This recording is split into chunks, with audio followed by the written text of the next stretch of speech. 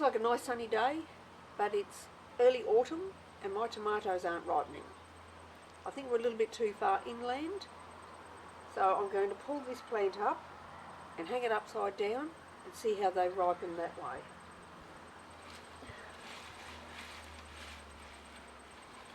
So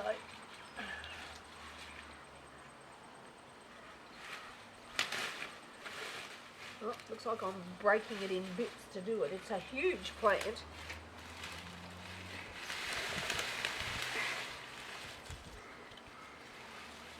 With a lot of fruit, but just so green. There were a couple of tomatoes that were starting to get that yellowy tinge. And I thought I'd leave them a day or two. I came out to get them and something had been into them.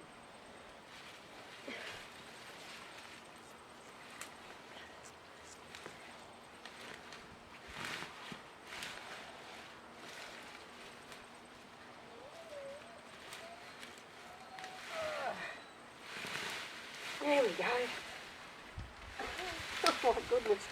We're going to hang them up.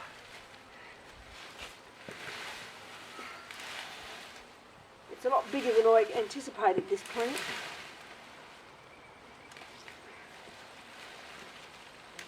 We have guinea pigs free ranging in the garden, so this is going to take a bit of their cover away.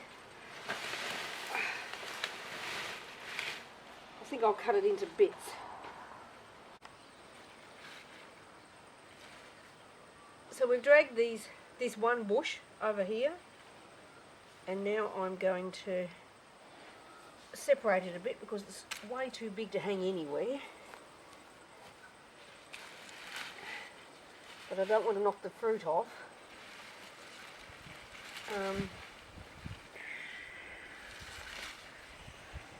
The idea of ripening them like this is that all the goodness from the leaves goes down into the fruit over a period of time. And that's one. I was going to hang them on the clothesline in the carport, but I'm having second thoughts now.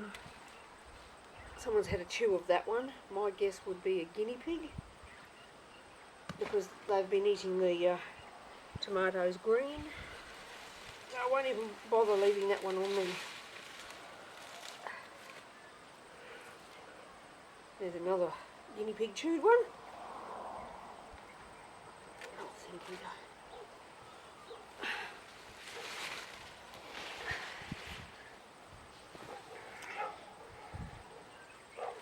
Anyway, I'll continue separating all this out, and then I'll work out where we're actually going to hang all of these things. Okay, so we've brought two of the branches into the workshop. I thought about putting them in the carport, but then every time a car went in and out, they'd get covered in carbon monoxide, and I wasn't interested in that. We took a lot of the little tomatoes off while we were still outside, but we've missed some. So these, because all the goodness is going to go into the tomatoes,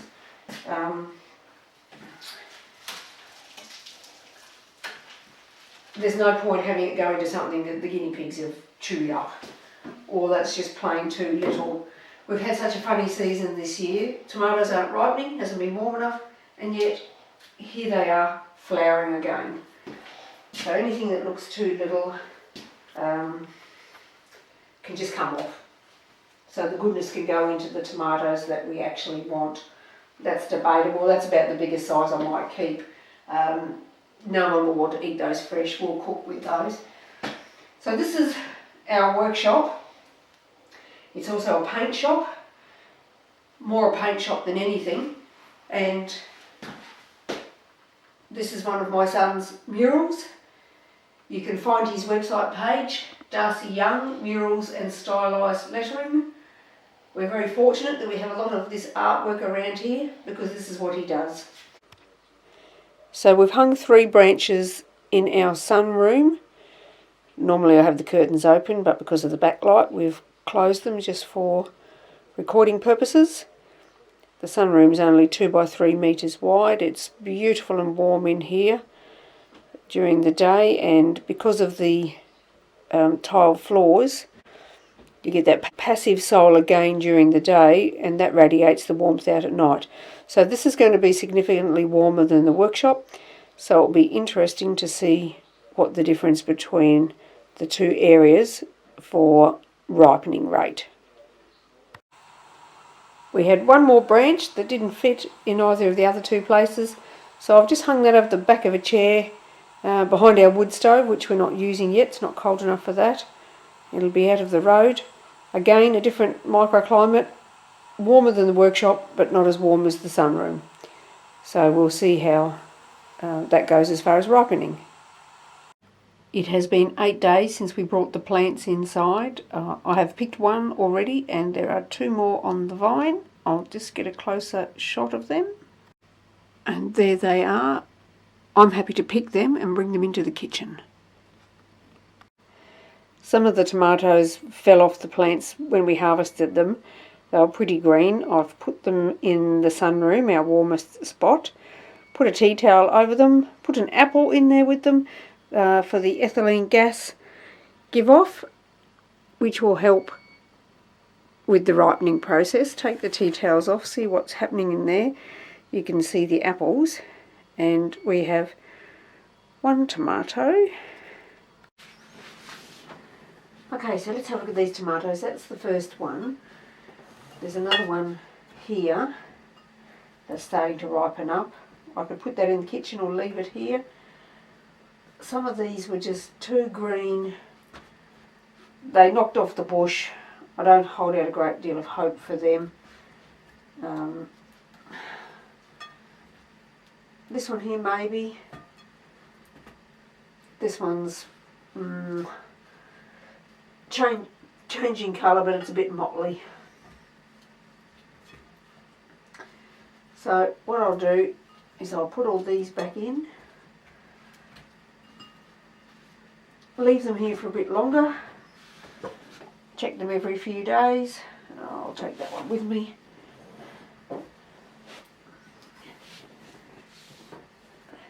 And see how we go.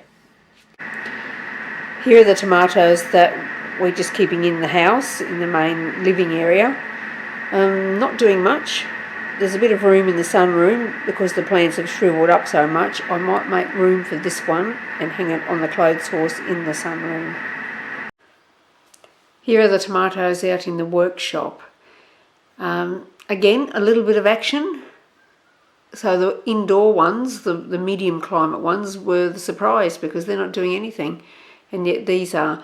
The workshop door typically stays open to keep the puppies out. Otherwise they would just want to chew things. So these are the ones at the top that are doing something. I'll have a look behind that stand. It's a sun vent off the back of my son's car that he doesn't want to use. So it's being repurposed at the moment. This is the second lot of tomatoes that have been hanging in here. I actually brought these ones in from the lounge room behind the wood stove. I worked out why they're so slow to ripen out behind the wood stove. It's a bigger area, it's cooler, no little microclimate that you have in both the workshop and here in the sunroom. The tomatoes on the right are ones I brought in straight from the bush in the garden yesterday. There are still 2 bushes out there. The ones on the left have been ripening indoors. So in the end, was it worthwhile bringing in the whole plant? Yes, I believe it was. I think we did get a better ripening rate than just bringing them in. There are still a lot of tomatoes out there that aren't going to ripen, and we're bound to have our first frost soon, and that will just kill the entire plant, so nothing will be left. The ones on the left, not so good in quality, but they will make a nice tomato soup.